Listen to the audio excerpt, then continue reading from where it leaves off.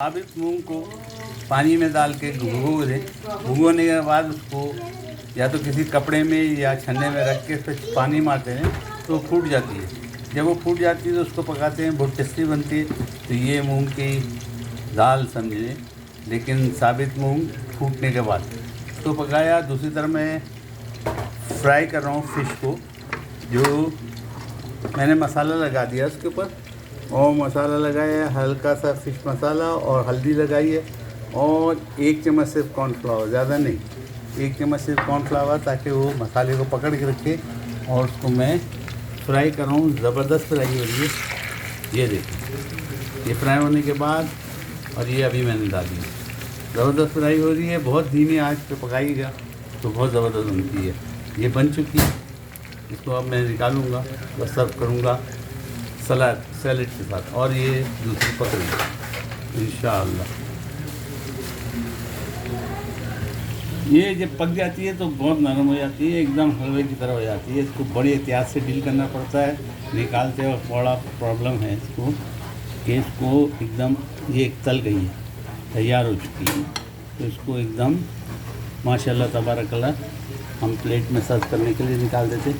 ये मैंने निकाल दी, और दूसरी को मैं अभी एक और को डाल देता हूँ। ये फ्राई हो रही, इसको भी पलटना होगा बड़ी एहतियात के साथ। इसको इसमें मैं डाल देता हूँ। तो पकाने में एकदम दूसरी हो गई तकरीबन, इसको पलटना है, और इसको मैंने नए को डाल दिया। इसमें मैं पहले से सुबह क्या हमारा मेरा बनाया हुआ सूप था, वो तकरीबन ख़त्म होने में आया है। ये फिले है, इसमें मैंने मछली मसाला डाला है, और जनाब आली थोड़ा सा कॉर्नफ्लावर डाला है ताकि इसको पकड़ ले, क्योंकि ये मछली अभी फ्रीज़र से निकली थी, ठंडी थी, ठंडी मछली मसाले नहीं पकड़ती इसलिए। और अब इसको भी मैं फ्राई में डाल दूँगा। ये फ्राई करने में मैंने डाल दी, अल्हम्दुलिल्लाह ज़बरदस्त बन रही है। और जनाब आली खाने में ज़बरदस्त मज़ा। इसके अलावा जो है वो मूंग साबित की मटकी है, इसको इंडिया में वाले जो हैं मटकी बोलते हैं, गो के वो दाल की तरह बनी है, मटकी तो थोड़ा सा डिफरेंट होती है।